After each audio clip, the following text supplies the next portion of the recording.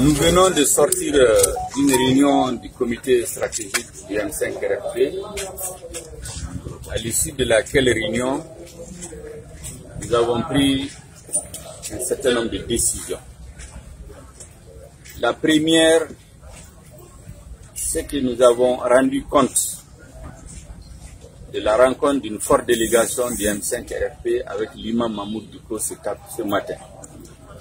Cette rencontre qui était censée prendre 15 minutes a pris 2 heures de temps.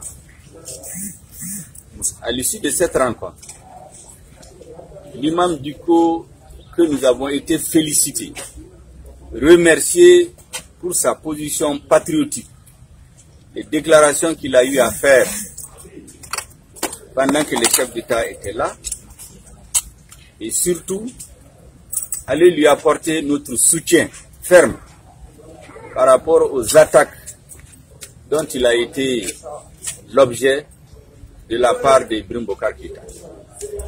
Nous lui avons dit aussi notre lecture des décisions de la CEDEAO.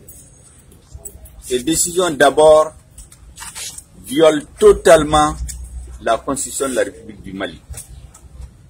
Ces décisions ne donnent satisfaction à personne, si ce n'est à Ibeka lui-même. Ne donnent pas satisfaction à l'opposition, ne donnent pas satisfaction aux députés auxquels on dit de démissionner, ne donnent pas satisfaction aux députés spoliés, ne donnent pas satisfaction aux membres de la Cour qui ont été démis, ne donnent pas satisfaction à la justice et aux magistrats maliens.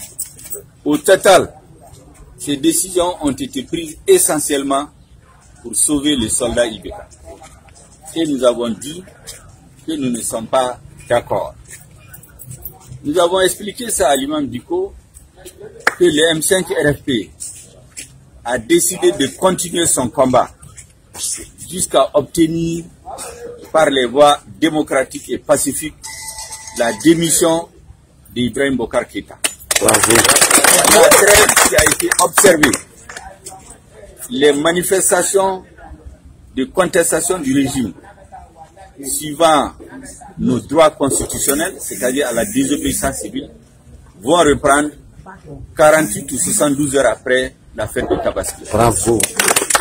Nous avons informé l'imam Dicko que notre sentiment, c'est que la CEDEAO a servi de ciment pour souder l'ensemble des composantes du peuple malien, a servi de ciment pour souder le M5RFP avec l'imam Dicko. Et l'imam a beaucoup apprécié et il nous a dit que désormais il sera à la pointe du combat du M5RFP. Amen. Il nous demande de rester unis. Au contraire, ceux qui pensaient que c'est l'imam qui allait fléchir, aujourd'hui c'est lui qui nous demande d'être debout, d'être unis, d'aller dans le sens des intérêts supérieurs du peuple malien. Donc nous sommes revenus très requinqués. Nous allons nous battre parce qu'aujourd'hui c'est établi qu'Ibrahim Boubacar Keïta a commis une erreur fondamentale. C'est de montrer aux Maliens qu'il ne tient que par la communauté internationale.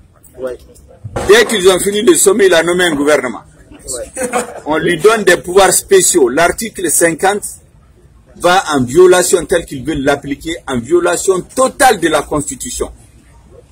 On ne peut pas utiliser des pouvoirs exceptionnels pour faire démissionner des députés, pour dissoudre la Cour constitutionnelle, parce que ces pouvoirs exceptionnels, pour les exercer, il a besoin de consulter le Premier ministre, de consulter le président de l'Assemblée, de consulter la Cour constitutionnelle, de consulter la Cour suprême, de consulter le Haut Conseil des collectivités. Mais où sont toutes ces institutions? Elles ne fonctionnent pas.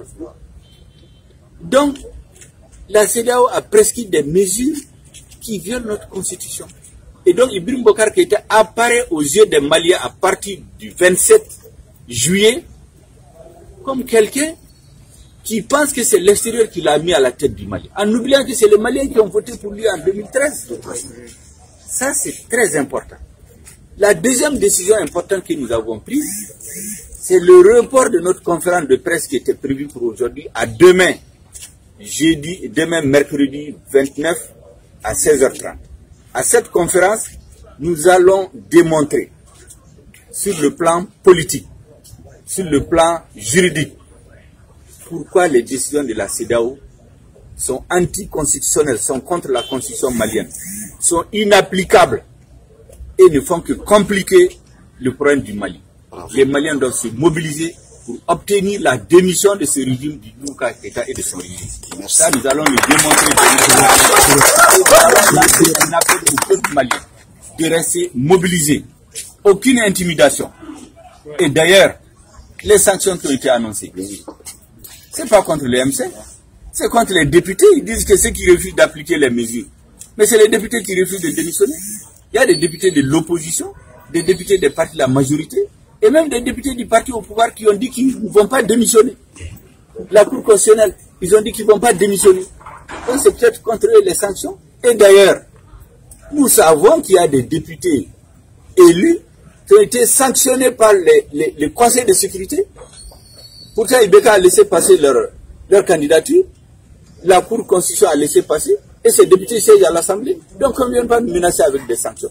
On ne peut pas sanctionner le peuple malien parce qu'il exerce un droit constitutionnel contre un président qui travaille contre ses intérêts, qui a trahi ses engagements vis-à-vis du peuple malien, qui a trahi ses engagements vis-à-vis de la CEDEAO elle-même.